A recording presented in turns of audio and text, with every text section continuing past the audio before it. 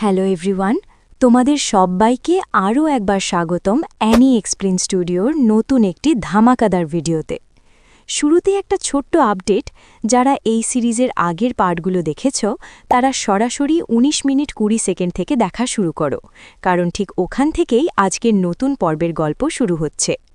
আর এই সিরিজে দেখতে পাবে প্রচুর পরিমাণে রোম্যান্স, অ্যাকশন আর একজন সুপার ওভারপাওয়ার্ড এমসির এই জার্নি তোমাকে পুরোটা সময় টান টান উত্তেজনায় রাখবে।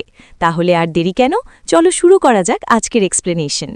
ভিডিওর শুরুতেই দেখি আমাদের এমসি ঘুমাচ্ছে, আর তোমরা রুমের অবস্থা দেখে বুঝেই গেছো যে এখানে রাতে কি হয়েছে।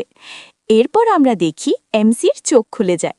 সে উঠে বসে বলতে শুরু করে, আমি এখানে কিভাবে এলাম, আর এই মেয়েটিকে দেখে মনে হচ্ছে কাল রাতে এই মেয়েটির সাথেই ছিলাম।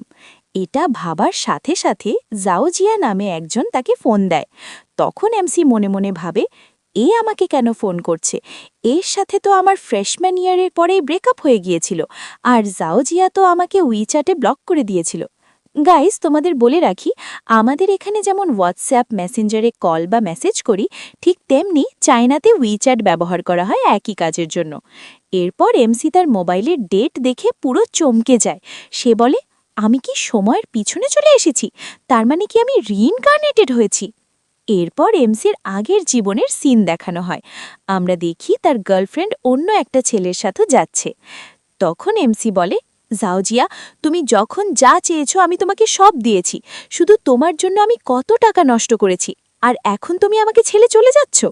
তখন জাওজিয়া বলে, তোমার কাছে যখন টাকা ছিল তখন আমি তোমাকে ভালোবাসতাম, কিন্তু এখন তোমার কাছে কোনো টাকা নেই, তাহলে তুমি কিভাবে ভাবলে আমি তোমার মতো ভিখারির সাথে থাকব? এরপর সিন আবার প্রেজেন্টে চলে আসে। এমসি বলে, তাহলে এবার আমার প্রতিশোধ নেওয়ার পালা। এটা বলার পর এমসি জাওজিয়াকে মেসেজ করে, সময় হয়েছে এটা শেষ করার। জাওজিয়া বলে, এর মানে কি? তুমি কি ব্রেকআপ করতে চাও? এমসি বলে, অবশ্যই আমি ব্রেকআপ করতে চাই, আর না তো কি। জাওজিয়া বলে, তাহলে পরে আমার কাছে এসে কাঁদতে কাঁদতে মাফ চাইলেও আমি করব না। এটা বলার সাথে সাথেই এমসি তাকে ব্লক করে দেয়। এর কিছু সময়ের মধ্যে একটা সিস্টেম নোটিফিকেশন আসে, কংগ্রাচুলেশনস হোস্ট, আপনি আপনার প্রেজেন্ট চেঞ্জ করেছেন, তাই আপনার dream come true divine tycoon system activate হয়েছে। এমসি অবাক হয়ে বলে, আমি রিইনকার্নেটেড হওয়ার সাথে সাথে চিট কোডও পেয়ে গেলাম। এখন তো মনে হচ্ছে আমি সবচেয়ে ধনী হতে যাচ্ছি। এরপর এমসি তার প্রোফাইল ওপেন করে। হোস্ট নেম জিয়াং চ্যাং, এজ 18, হাইট 182, বিউটি 85, ইনকাম প্রতি সেকেন্ডে 0.1 ইউয়ান, তার মানে প্রতিদিন 8,640 ইউয়ান, প্রতি মাসে 2,59,200 ইউয়ান। অবাক হয়ে এমসি বলে, এটা তো সত্যিই অ্যামেজিং। আবার সিস্টেম নোটিফিকেশন আসে, কংগ্রাচুলেশনস হোস্ট, আপনার জন্য স্টার্ট সিস্টেম প্যাক গিফট প্রস্তুত করা হয়েছে, আপনি কি ওপেন করতে চান?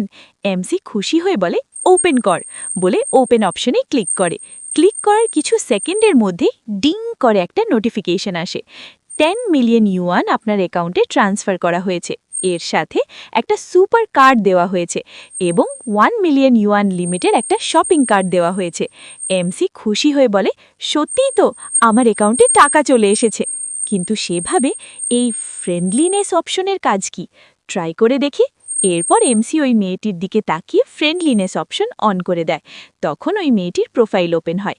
নেম ইউশিয়া শিয়াও, age 25, look 93, figure 94, privacy value 1, friendliness 60, normal affinity.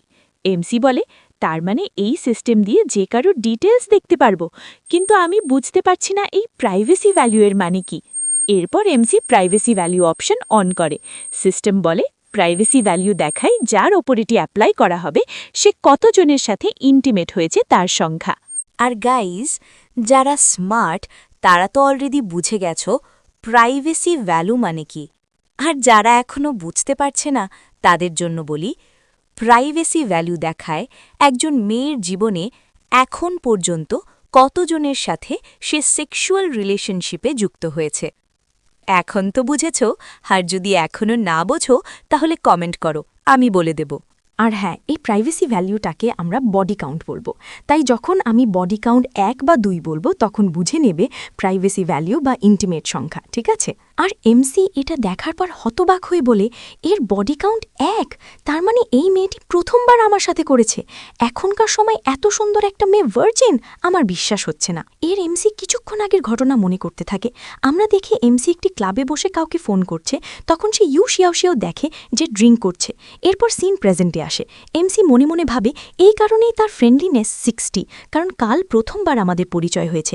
আর গাইজ, তোমাদের বলেই দেয় ফ্রেন্ডলিনেস হলো এমসির প্রতি কতটা রয়্যাল বা কতটা বিশ্বাস কিংবা ভালোবাসে সেটাকে বোঝায়। আর এমসি এইসব ভাবছিল, কিন্তু তখনই আমরা দেখি যে শিয়াওয়েরও চোখ খুলে যায় এবং এমসির দিকে তাকিয়ে মুচকি হেসে তাকে বলে। তারপর শিয়াও বলে, তুমি তো দুঃখী হয়ে স্মাইল করছো, মাথা নাড়াচ্ছ, কি হয়েছে?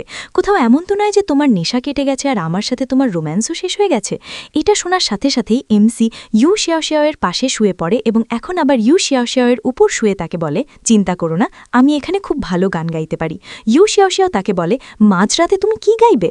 এটা শুনে এমসি তার কাছে চলে আসে এবং তার কাছে এসে বলে, আমি তো এটাই বলবো যে আমার খুব বেশি রিগ্রেট হচ্ছে যে আমি তোমার সাথে আগে কেন দেখা করিনি। আর এতটা বলার সাথে সাথেই সিস্টেমে নোটিফিকেশন আসে, যেখানে বলা হয় যে হোস্ট তার প্রথম রোম্যান্স বা ইন্টিমেট করছে, তাই সিস্টেমের পক্ষ থেকে তাকে 2টো রিওয়ার্ড দেওয়া হয়। প্রথমটাই হোস্টকে লাক্সারিয়াস ভেহিকেল বাই করলে 50 গুণ ক্যাশব্যাক পাবে, আর দ্বিতীয় রিওয়ার্ড হলো এমসির জিভের একটা স্কিল অ্যাক্টিভেট করেছে, যার কারণে জিভের সব মাসেলস ম্যাক্স আউট হয়ে গেছে, যার ফলে হোস্টের জিভ অনেক বেশি ফ্লেক্সিবল হয়ে গেছে এবং তার স্ট্রেংথ ও এফেক্ট 300 গুণ পর্যন্ত বেড়ে গেছে। আর হোস্ট যখনই তার জিভ ব্যবহার করবে তখন সামনের পার্সনকে 5 গুণ বেশি এক্সাইটেড করবে এবং সেই সাথে হোস্টের স্ট্যামিনাও বাড়তে থাকবে।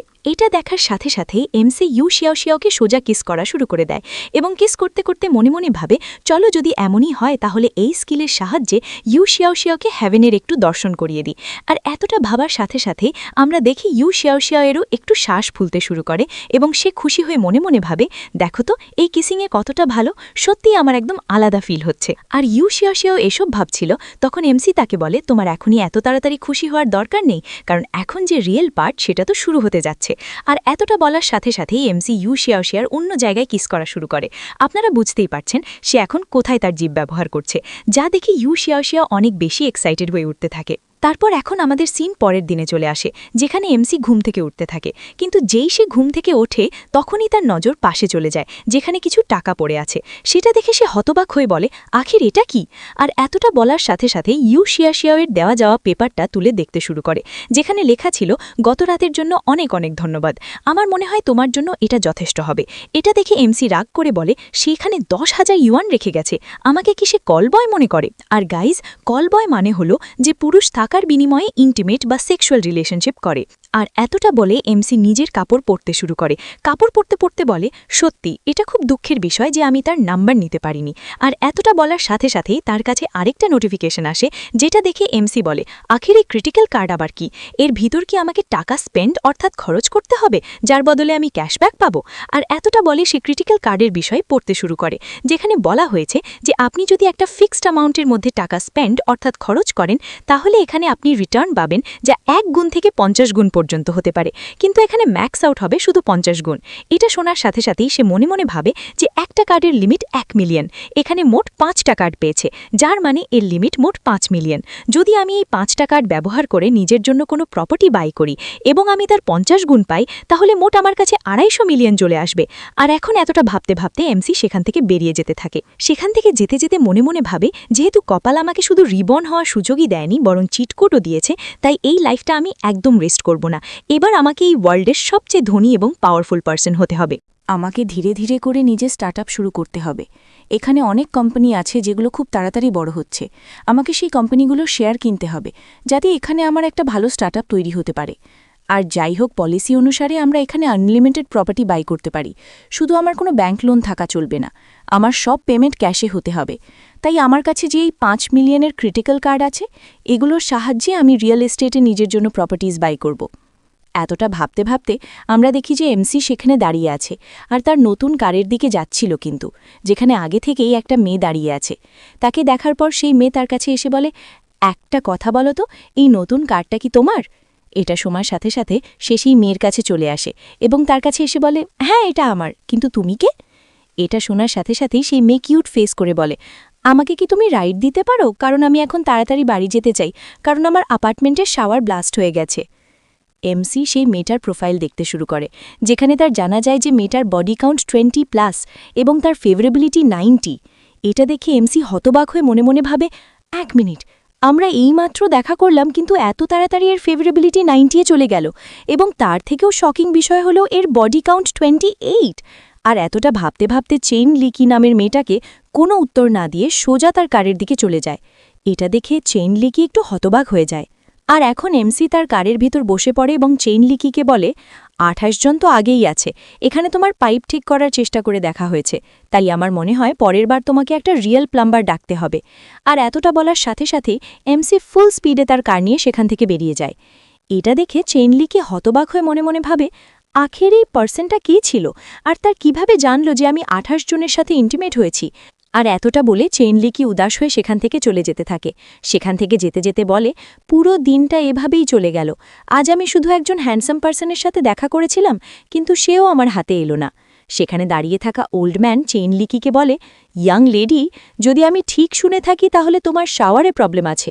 চলো আমি নিজেকে ইন্ট্রোডিউস করি, আমার 33 বছরের এক্সপিরিয়েন্স আছে পাইপ ঠিক করার, যদি তোমার কোনো হ্যান্ডসাম পার্সন না মিলে তাহলে আমি এটা করতে পারি। আর সেই ওল্ড ম্যানের কথা শোনার সাথে সাথেই চেন লিচি নিজেকে লুকিয়ে বলে, তুমি পরভার্ট কথায়কার, তুমি এখান থেকে দূর হয়ে যাও। এটা শুনে ওল্ড ম্যানের কিছুই বুঝতে পারছে না। সে চেন লিচিকে বলে, এই মেয়ে, তোমার কথা আমার বুঝতে পারছি না, তুমি চাও যে কোনো ইয়াং ছেলে এসে তোমার পাইপ ঠিক করুক, কিন্তু তুমি আমার থেকে করাতে চাও না, অথচ আমি প্রফেশনাল আর আমার কাছে লাইসেন্স সার্টিফিকেটও আছে। সাথে সাথে চেন লিচি রাগ করে চিৎকার করে তাকে বলে, তুমি আমার মাথা খাবে, তাই চুপচাপ এখান থেকে দূর হয়ে যাও। সাথে সাথে বেচারা ওল্ড ম্যানের কিছুই বুঝতে পারছে না। তখন ওল্ড ম্যান তার পাশে দাঁড়িয়ে থাকা ছেলেকে বলে, তুমি কেন হাসছ? এটা শুনে সেই ছেলে ওল্ড ম্যানকে বলে, ওল্ড ম্যান, তুমি যে পাইপের কথা বলছো তার পাইপে প্রবলেম নেই, বরং সে অন্য পাইপ ঠিক করাতে যায়। আমার মনে হয় তোমার বয়স সেই পাইপ ঠিক করার জন্য অনেক বেশি হয়ে গেছে। আর এতটা বলার সাথে সাথে সেই ছেলে ওল্ড ম্যানকে পুরো বিষয়টা বলে দেয়। এইটা শুনে ওল্ড ম্যান চেন লিচির দিকে তাকিয়ে বলে, সত্যি বিশ্বাস হয় না যে ইয়াং লোকেরা আজকাল এত বেশি ওয়াইল্ড হয়ে গেছে। আর গাইস, তোমরা যারা লেজেন্ড তারা অলরেডি বুঝে গেছো যে কোন পাইপে কথা বলা হচ্ছে। আর তাদের এতটা বলার সাথে সাথেই আমাদের সিন রিয়েল এস্টেটে চলে আসে, যেখানে সেখানে দাঁড়িয়ে থাকা রিয়েল এস্টেটের এক নতুন এজেন্টকে দেখা যায়, যার নাম শাওডো।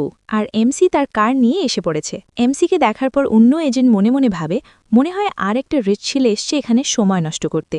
আর আমার পুরোপুরি বিশ্বাস যে সে তার ফাদারের কার নিয়ে এসছে যাতে এখানকার মেয়েদের ইমপ্রেস করতে পারে। তাই আমার মনে হয় শাওডোকে এটাকে হ্যান্ডেল করতে দেওয়া যাক। আর সেই এজেন্টের সাথে সাথে এমসি ফুল স্টাইল মেরে তার গার্ড থেকে নেমে আসে। এখন শাওডো তার সাথের এজেন্টকে বলে, যদি আপনি জানেন যে আমি নিই, তাহলে কি আপনি চান যে আমি একা এটাকে হ্যান্ডেল করি? সেই অন্য এজেন্ট শাওডোকে বলে, শাওডো, তোমাকে প্র্যাকটিস করতে হবে, প্র্যাকটিস থেকেই তুমি জিনিস শিখবে, তোমার কাছে একটা ভালো অপরচুনিটি আছে। সাথে সাথে সেটার কাছে এসে বলে, স্যার, আপনাকে স্বাগতম, আমার নাম শাওডো, আমি আপনাকে কিভাবে সাহায্য করতে পারি?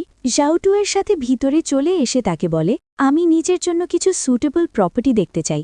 এটা শোনার সাথে সাথে শাওডো তাকে বলে, আচ্ছা, তাহলে আপনি প্রপার্টি দেখতে এসেছেন, তাহলে কি আপনি আগে আমাকে আপনার বাজেট বলতে পারবেন? সেখানে দাঁড়িয়ে থাকা অন্য এজেন্ট মনে মনে ভাবে, জি, আপনি আমাকে এই জন্য ব্লেম করবেন না, আপনাকে এখানকার বিজনেস শিখতে হবে। এখানে অনেক লোক সময় নষ্ট করতে আসে, তাই আপনাকে আগে থেকেই বুঝতে হবে যে কোন ক্লায়েন্ট কি করতে এসেছে। আর এতটা ভাবার সাথে সাথেই এমসিকে প্রপার্টি দেখানো শুরু করে। আর প্রপার্টি দেখাতে দেখাতে বলে, স্যার, আপনি এই প্রপার্টি দেখতে পারেন, এর ভিতর অ্যাপার্টমেন্ট এবং পার্কিং আগে থেকেই আছে। এটা আগে অনেক পপুলার ছিল, কারণ সেখানে একটা পপুলার মডেলও থাকত। তাহলে আপনি এর সম্পর্কে কি বলেন? এটা শোনার পর এমসি তাকে বলে, আমি চাই যে তুমি আমাকে এমন প্রপার্টি দেখাও যার বাজেট 1 মিলিয়নের মধ্যে হবে। এটা শোনার সাথে সাথে জাউডো প্রপার্টি দেখাতে শুরু করে এবং বলে, ঠিক আছে স্যার, 1 মিনিট অপেক্ষা করুন, আমি এক্ষুনি চেক করে দেখাচ্ছি। আর এতটা বলার সাথে সাথেই জাউডো হঠাৎ থেমে যায় এবং তাকে বলে, স্যার, আমি একটা জিনিস জিজ্ঞাসা করতে ভুলে গিয়েছিলাম, কোনো স্পেশাল এরিয়া আছে কি যেখানে আপনি প্রপার্টি দেখতে চান? এমসি তাকে বলে, আমি চাই যে এই প্রপার্টি এমন জায়গায় হবে যেখানে সহজেই প্রপার্টি ভাড়া পাওয়া যায় এবং কোনো আনফিনিশড কার্ড যেন না থাকে। আমি ভালো রেজলিউশন চাই। জাউডো বলে, ঠিক আছে স্যার, আমি বুঝে গেছি, আপনি শুধু 1 মিনিট অপেক্ষা করুন। আর এইটুকু বলে এমসি মনে মনে ভাবে যে এই মেয়েটির একদমই এক্সপিরিয়েন্স নেই, নিশ্চিতভাবেই সে নতুন হবে, কারণ তার কমিউনিকেশনের মধ্যেও সে অনেক অকওয়ার্ড ফিল করছে। এরপর এমসি জাউডোয়ের ডিটেলস দেখতে শুরু করে, যেখানে তার বয়স 19 বছর এবং তার বডি কাউন্ট 0। তার ফেভারেবিলিটি 50 ছিল, যা দেখে এমসি কিছুটা অবাক হয়ে যায় এবং মনে মনে ভাবে যে সে কি এখানে কাজ করা শুরু করে দিয়েছে, কিন্তু ওর বয়স তো কলেজে যাওয়ার। মনে হয় এই মেয়েটির জীবন মোটেও সহজ নয়। এমসি যখন এসব ভাবছিল তখন জাউডো তাকে প্রপার্টি দেখাতে দেখাতে বলে, স্যার, এগুলো দেখুন, এর আশেপাশেই শপিং মলও আছে, আর যদি এর প্রাইসের কথা বলা হয় তবে সেটা 8 লাখ থেকে 1 মিলিয়নের মধ্যে। এ কথা শুনে এমসি মনে মনে ভাবে যে ক্রিটিক্যাল স্ট্রাইক কার্ডের 1 মিলিয়নের লিমিট আছে, তাই আমি 1 মিলিয়নের ওপরের কোনো কিছু বাই করতে পারব না। এমসিকে এভাবে চিন্তা করতে দেখে শাউডু বলে, স্যার, আপনার যদি এটা পছন্দ না হয়ে থাকে তবে আমি আপনাকে অন্য অপশনও দেখাতে পারি।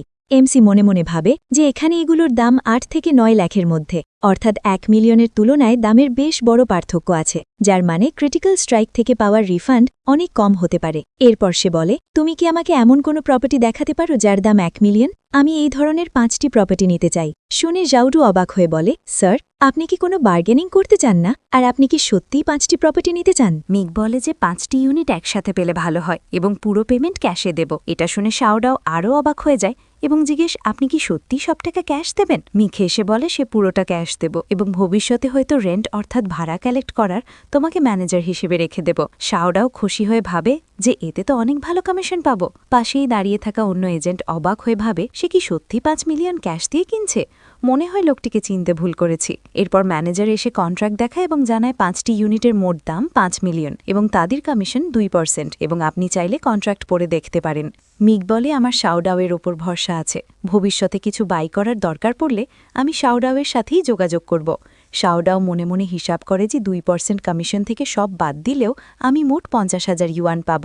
এরপর দেখা যায় মিকের কাছে 5টি কার্ডেরই ক্যাশব্যাক আসতে শুরু করে। প্রথম কার্ডে 35 গুণ, দ্বিতীয়টিতে 50 গুণ, তৃতীয়টিতে 45 গুণ এবং বাকি দুটিতেও 50 গুণ করে রিওয়ার্ড আসে, যা দেখে মিক অবাক হয়ে যায় এবং মনে মনে ভাবে, ভাগ্যিস সে প্রতিটি ইউনিটের দাম 1 মিলিয়ন রেখেছিল, তাই এত ভালো ক্যাশব্যাক পেয়েছি। এর ফলে মিকের ব্রেক থ্রু হয় এবং তার সিস্টেম লেভেল 2 হয়ে যায়। এখন সে প্রতি সেকেন্ডের ইনকাম 0.8 ইউয়ান হয়ে যায়। সে খুব খুশি হয় কারণ 5 মিলিয়ন খরচ করে সে মোট 230 মিলিয়ন পেয়েছে এবং তার লেভেলও বেড়ে গেছে। সে শাওডাওকে বলে যে সে তার সাথে কিছু কথা বলতে চায়। ম্যানেজার এসে শাওডাওকে বলে মিকের সাথে ডিনারে যেতে, যাতে তার সাথে ভালো রিলেশনশিপ তৈরি করা যায়। এই কথা শুনে শাওডাও দিবা স্বপ্ন দেখতে শুরু করে, যেখানে জিয়ান তার উপরে শুয়ে আছে এবং তাকে বলছে তার লাইফ বরবাদ করার দরকার নেই, সে যেন তার সাথে চলে আসে। কল্পনার চোটে শাওডাওয়ের মুখ লাল হয়ে যায়। সে মিকের কাছে এসে বলে যে রাতে যাওয়ার আগে তাদের একে অপরকে চিনে নেওয়া উচিত, কিন্তু মিক তার ব্যাংক অ্যাকাউন্ট নাম্বার চায় এবং কিছু টাকা ট্রান্সফার করে দেয়। শাওডাও অবাক হয় আর বলে, আপনি আমাকে টাকা ট্রান্সফার কেন করেছেন? মিক বলে, তুমি জানো না, কিন্তু আজ তুমি আমার জন্য লাকি স্টার ছিলে, তাই এটা তোমার জন্য শুক্রিয়া। শাওডাও তার অ্যাকাউন্ট চেক করে দেখে সে 35,000 ইউয়ান পাঠিয়েছে। মিক মনে মনে ভাবে, আমি তো 230 মিলিয়ন লাভ করেছি, এর চেয়ে বেশি দিতে চেয়েছিলাম, কিন্তু তাতে লোকজনের আজেবাজে অ্যাট্রাকশন তৈরি হতো। এরপর শাওডাওয়ের ফেভারেবিলিটি 85-এ পৌঁছে যায় এবং সে তাকে ভিচাটে অ্যাড করতে বলে, যাতে সে শুক্রিয়া হিসেবে তাকে ডিনারে খাওয়াতে পারে। এটা দেখে এমসি মনে মনে ভাবে সে মাত্র 35,000 ইউয়ান দিয়েই তার ফেভারেবিলিটি 85-এ নিয়ে গেছে। সত্যি, সবচেয়ে বড় পাওয়ার হলো টাকার পাওয়ার। এটা ভাবার পর এমসি তাকে ভিচাটে অ্যাড করে দেয়। শিয়াউডো এমসির দিকে তাকিয়ে বলে, সত্যি উনি কত হ্যান্ডসাম, আমি তো আগে খেয়ালই করিনি।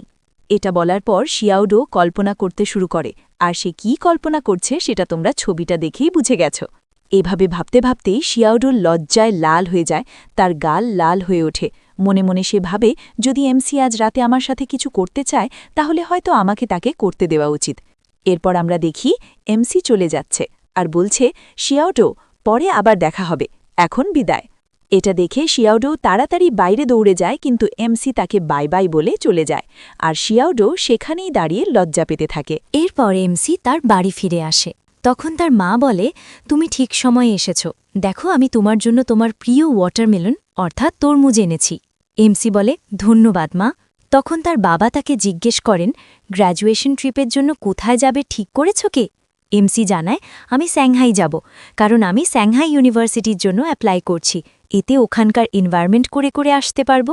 তখন তার বাবা বলে, ঠিক আছে, যেহেতু তুমি ডিসাইড করেই নিয়েছ, আর তোমার যত লাগে তুমি তোমার মায়ের কাছ থেকে নিয়ে নিও।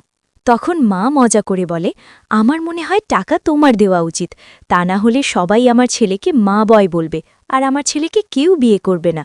আসলে গাইস, মা বয়ের মানে হলো মা পাগল ছেলে। আমরা দেখি না যে কিছু ছেলে আছে যারা বিয়ের পরও মায়ের আঁচলে থাকে, এখানে সেটা বোঝানো হয়েছে। তখন এমসি বলে, মা এই ধরনের কথা বলো না। এরপর এমসি তরমুজ খেতে খেতে মনে মনে বলে, আমি আগের জীবনে ভালো ছেলে হতে পারিনি, তবে এই জীবনে আমি প্রতিজ্ঞা করছি আমি ভালো ছেলে হব এবং তোমার জন্য খুব সুন্দর এবং ভালো বৌমা নিয়ে আসব।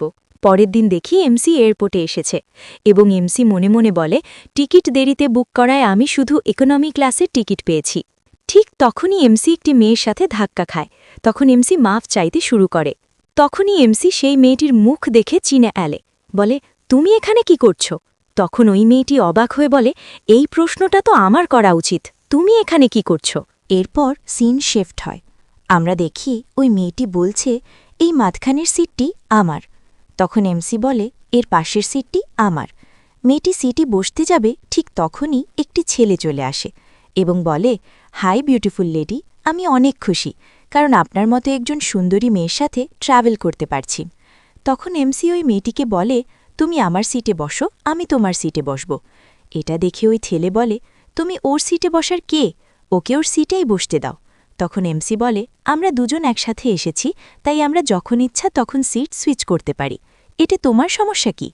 এরপর ওই ছেলে সিটে বসে পড়ে এবং বলে, মিস, আপনি সাংহাই কেন যাচ্ছেন? তখন ওই মেয়েটি বলে, আমার কিছু কাজ আছে, তাই সাংহাই যাচ্ছি। এরপর ওই মেয়েটি এমসিকে জিজ্ঞেস করে, তুমি কেন যাচ্ছ? কোনো বিজনেসের কাজে নাকি বেড়াতে যাচ্ছ? এমসি বলে, আমি একটু বেড়াতে যাচ্ছি।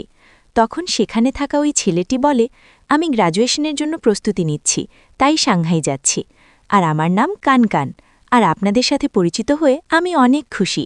এরপর সে ওই মেয়েটির দিকে ঝুঁকে বলে, আমি তোমাকে বলে দিই, সাংহাইতে ট্যুরিস্টদের হোটেলের নামে অনেক সময় ঠকানো হয়, কিন্তু আমার বাবা পরিচিত হোটেলে আমার থাকার ব্যবস্থা করে দিয়েছেন এবং হোটেল থেকে আমাকে নিতে গাড়ি আসবে।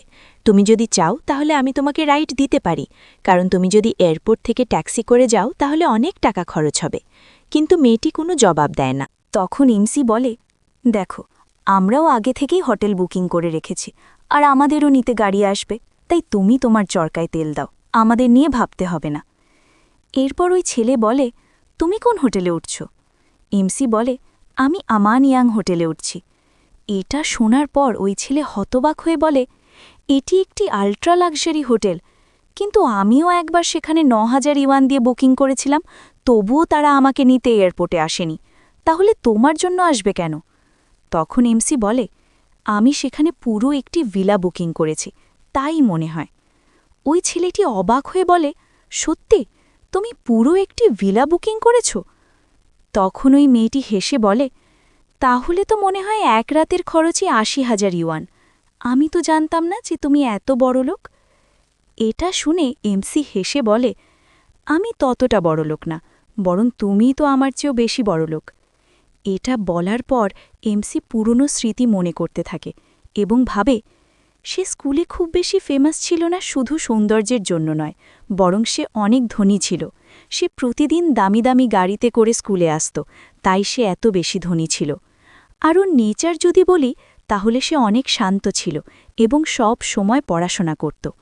কিন্তু তখন আমি ওর দিকে এতটা মন দিইনি, কারণ আমার মন ছিল শুধু জাওজিয়ার ওপর। কিন্তু তার পরিবারে কিছু সমস্যা হওয়ার পর সে স্কুল ছেড়ে চলে যায়। আর এমসি এসব ভাবছিল, ঠিক তখনই ওই মেয়েটি উদাস হয়ে বলে, তুমি যেমনটা ভাবছ আমি ততটা বড়লোক না। এটা শুনে এমসি মনে মনে বলে, আমার মনে হয় আমার কথায় ওর পুরনো কোনো কথা মনে পড়ে গেছে, আমাকে তাড়াতাড়ি টপিক চেঞ্জ করতে হবে। এটা ভাবার পর এমসি স্কুলের পুরনো দিনের কথা বলতে শুরু করে। স্কুলের পুরনো কথা শুনে ওই মেয়েটি হাসতে থাকে এবং বলে, সত্যি, স্কুলের দিনগুলো অনেক ইন্টারেস্টিং ছিল। তখন এমসি বড় একটি স্বস্তির নিঃশ্বাস ফেলে মনে মনে বলে, যাক, সময় থাকতে টপিক চেঞ্জ করেছি, তাই ওর মুড এখন ঠিক আছে। তাহলে এখন প্রোফাইলটা চেক করে দেখি। এরপর ওই মেয়েটির প্রোফাইল ওপেন হয়। আমরা দেখি, নাম ঝোয়িং, বয়স ১৮, উচ্চতা ১৭২, লুকস ৯৬। গাইজ, তোমাদের বলে দিই লুকস মানে হলো এই মেয়েটি ১০০-র মধ্যে কতটা সুন্দর। Figure ৯৬, privacy value 0, friendliness 75। এটা দেখে এমসি হতবাক হয়ে বলে, এর ফ্রেন্ডলিনেস 75? এটা কিভাবে সম্ভব? আমরা তো শুধু সাধারণ ক্লাসমেট ছিলাম। আমার মনে হয় স্কুলে থাকাকালীন ঝোয়িং আমাকে পছন্দ করত, কিন্তু আমি খেয়াল করিনি, কারণ তখন আমার সব মনোযোগ ছিল জাও জিয়ার ওপর। এরপর সিন শিফট হয়। আমরা দেখি তারা দুজন এয়ারপোর্ট থেকে বাইরে চলে এসেছে। তখন একটি সুন্দর ও হট মেয়ে এসে এমসিকে বলে, হ্যালো মিস্টার জ্যাং, আপনি যেহেতু পুরো একটি প্রাইভেট ভিলা বুকিং করেছেন, তাই আমি আপনার প্রাইভেট বাটলার। আমার নাম ওয়াং ইউ। তখন এমসি ঝৌইংকে জিজ্ঞেস করে, তুমি কোথায় উঠছ? ঝৌইং বলে, আমি আমার এক বন্ধুর বাসায় উঠছি, আর তুমি যেখানে যাবে এটা তার উল্টো দিকে, তাই তোমার আমাকে নিয়ে চিন্তা করতে হবে না, আমি ট্যাক্সি নিয়ে চলে যাব। এরপর এমসি তার ব্যাগটা ধরে ওয়াং ইউয়ের হাতে দিয়ে বলে, এই ব্যাগটা গাড়ির ভিতরে রাখো। ওয়াং ইউ বলে, ঠিক আছে। এরপর এমসি ঝৌইংকে বলে, তুমি চুপচাপ গাড়িতে বসো, আমি তো তোমার পুরনো ক্লাসমেট, এত দূরত্ব রাখার দরকার নেই। এরপর আমরা দেখি প্লেনে থাকা ওই ছেলেটি লুকিয়ে দাঁড়িয়ে আছে এবং মনে মনে বলছে, আমি ভেবেছিলাম ওই মেয়েকে রাইড দেবার নামে হোটেলে নিয়ে যাব আর ওর সাথে মজা করব, কিন্তু আমার সব প্ল্যানে পানি ঢেলে দিল, আমি এর বদলা অবশ্যই নেব। এরপর সিন ২৫ মিনিট পর শিফট হয়। এমসি এর গাড়ি থেকে নামতে নামতে জুইং বলল, আজকের দিনের জন্য তোমাকে অনেক ধন্যবাদ। আর আমি কি তোমাকে উইচ্যাটে অ্যাড করতে পারি? কারণ আমি তোমাকে পরের ডিনার খাওয়াতে চাই। এমসি হালকা হাসি দিয়ে বলল, অবশ্যই, আর তুমি কিন্তু নিজেই কথা দিয়েছ আমাকে খাওয়াবে, তাই এটা ভুলো না। এরপর এমসি তার ফোন বের করে বলল, এই নাও আমার উইচ্যাট বারকোড, স্ক্যান করে নাও। জুইং বারকোড স্ক্যান করে আর কিছুক্ষণের মধ্যেই দুজন উইচ্যাটে অ্যাড হয়ে যায়। এরপর আমরা দেখি প্লেনে দেখা সেই ছেলেটা এখানেও তাদের পিছু নিয়ে চলে এসেছে, আর ছেলেটা নিজের মনে বলতে লাগল, বিশ্বাসই হচ্ছে না, এত সুন্দর একটা মেয়ে আমার হাত থেকে এভাবে চলে গেল। আমার রোম্যান্টিক নাইটের স্বপ্নই রয়ে গেল। এর আধা ঘন্টা পর সিন শিফট হয়ে আমরা এমসির বুকিং করা ভিলা দেখতে পাই। তখন ওয়াংগিউ পিছন থেকে এসে এমসিকে বলে, আপনার গোসলের পানি তৈরি হয়েছে। এটা বলেই ওয়াংগিউ এমসির জামা কাপড় খুলতে শুরু করে। এতে এমসি অবাক হয়ে বলে, এখানে কি এসব সার্ভিসও দেওয়া হয়? তখন ওয়াংগিউ বলে, আমাদের এখানে জামা কাপড় খোলা এবং পরিয়ে দেওয়ার সার্ভিস আছে, তবে আপনার আন্ডারওয়্যার আপনি নিজেই পরবেন, ওটার কোনো সার্ভিস নেই। এটা বলে ওয়াংগিউ নিজের জামার বুকের বোতাম খুলে ফেলে। এরপর এমসি গোসল করছিল, তখন ওয়াংগিউ বলে, আমাদের এখানে আরেকটি সার্ভিসও আছে। এটা বলে সে হাতে একটি গ্লাভস পরে নিয়ে বলে, আমি এখানে আপনার শরীর পরিষ্কার করে দিতে পারি, তবে আমি আপনার সাথে একসাথে গোসল করতে পারবো না, কারণ সেটা সার্ভিসে নেই। এরপর আমরা দেখি ওয়াংগিউ এমসির পিঠ পরিষ্কার করছে।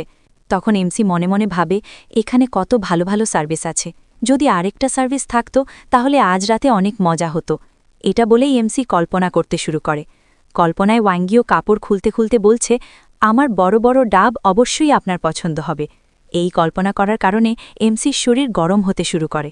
এটা দেখে ওয়াংগিউ বলে, আপনার কি হয়েছে? আপনার শরীর এত গরম হয়ে যাচ্ছে কেন? আপনি কি অসুস্থ নাকি পানি বেশি গরম হয়ে গেছে? জবাবে এমসি বলে, না, আমার কিছুই হয়নি। এটা বলে সে মনে মনে ভাবে, আমি এসব কী উল্টাপাল্টা জিনিস ভাবতে শুরু করেছি। আর আজকের জন্য ভিডিও এখানেই শেষ। দাঁড়াও, এখনই যেও না, আমার কিছু গুরুত্বপূর্ণ কথা শোনো।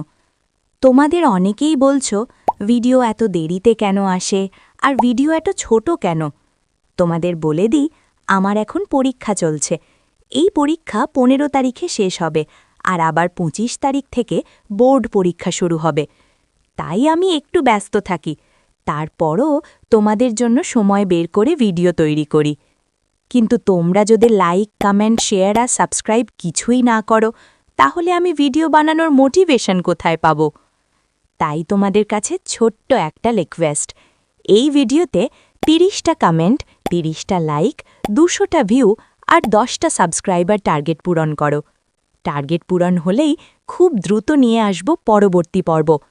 আল্লাহ হাফেজ।